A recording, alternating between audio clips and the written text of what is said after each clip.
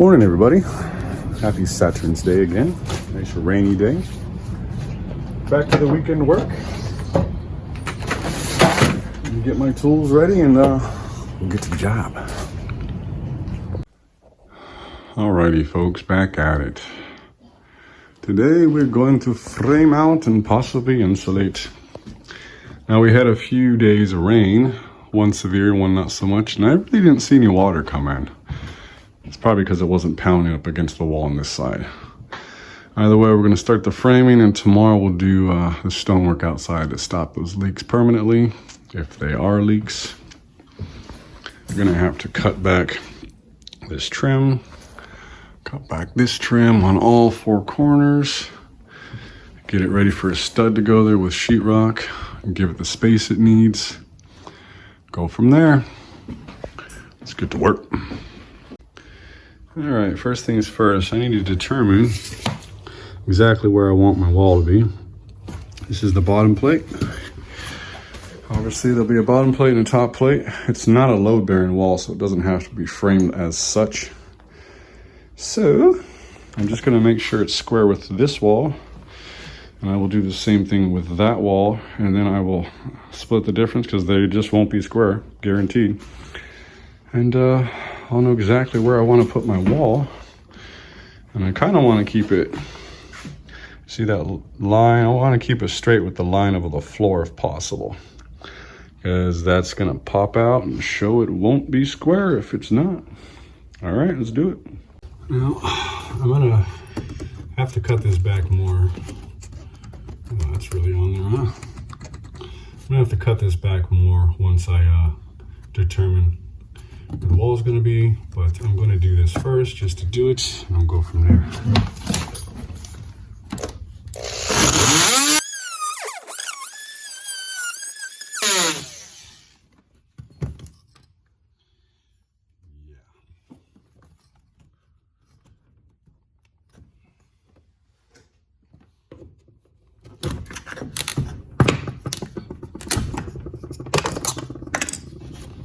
That's a sturdy wall, huh? Yeah, it will be when I'm done with it.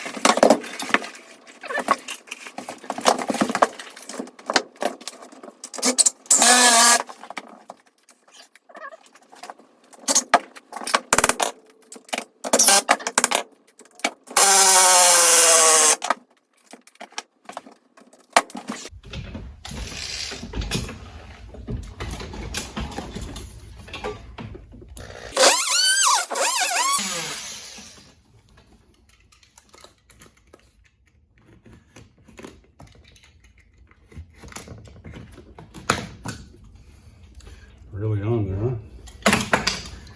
Theme of the day. Now you can't really tell, but when I shove my fingers about that far, there's a board right there. So there's a rafter going all the way down, which is sweet, because when we put our top plate in, we're gonna need something to fasten to. So I've got something to go perfect right there to the center line of that board. We're gonna hit a stud or a floor joist, and it's gonna be able to support our top plate all the way down. Absolutely perfect, all the way down. Basically where this stupid caulk line is. I'm gonna take that off first so it screws nice and flush.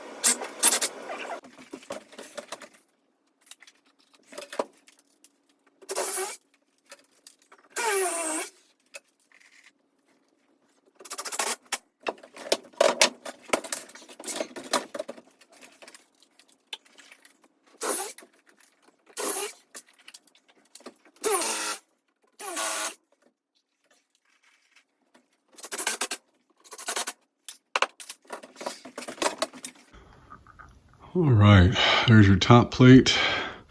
These are your bottom plates. Now we're gonna start throwing in the studs.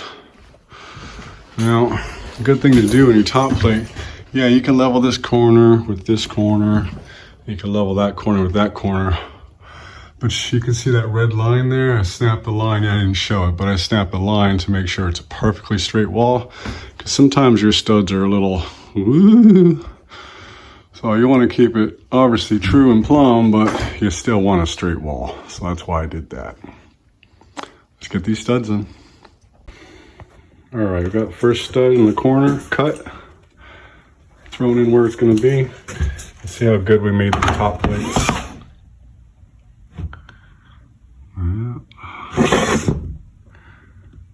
It's pretty bang on to me. You see it slightly change when I go down because there's a little bit of a bubble in it. A bevel. Down to the ground, it's bang on. And you know it's level because I'm using a Stabila. Not that cheap Home Depot crap that's never level. Cool, now we know the wall's good. Can you see the difference between the old lumber and new lumber, the growth cycle? We claim our lumber way too quick these days. Look how tight the grain is in the old stuff. That's why it lasts longer. And it doesn't split as easy as this new crap. Put a screw in the center of this, it splits right up. Quality's gone downhill, people.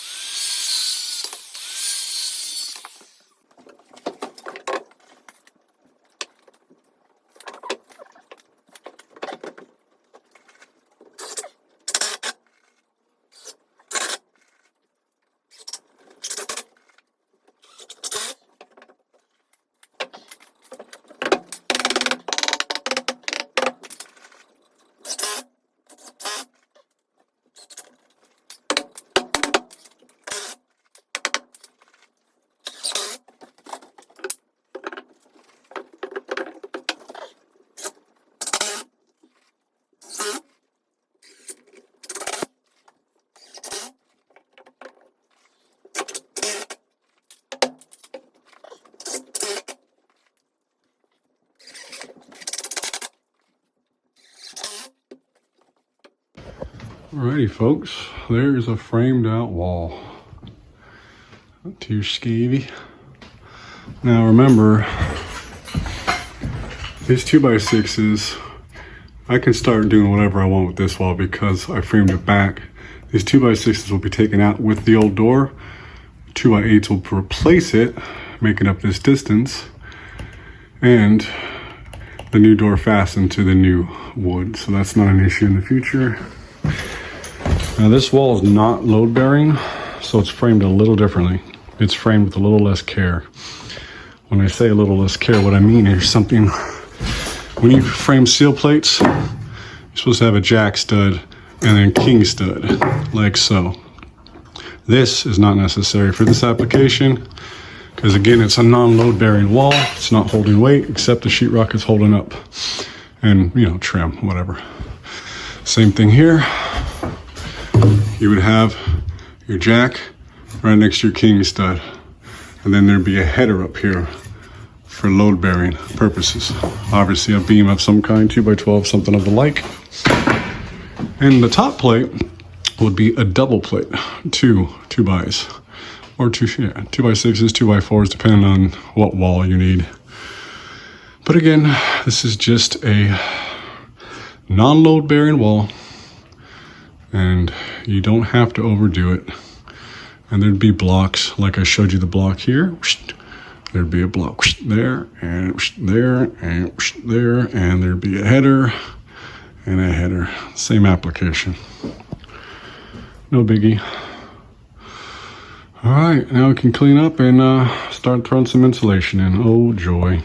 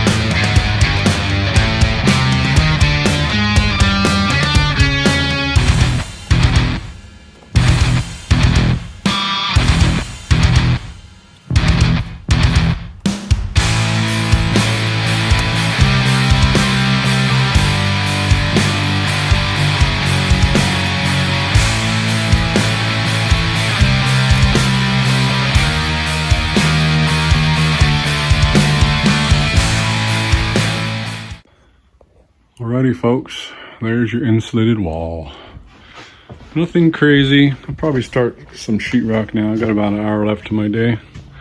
I really packed it in there too, so there's no draft coming through the windows before I put the 1xs on. Start closing this up. Well, I gotta stop this stupid leak. But it's pretty cool. On to the next.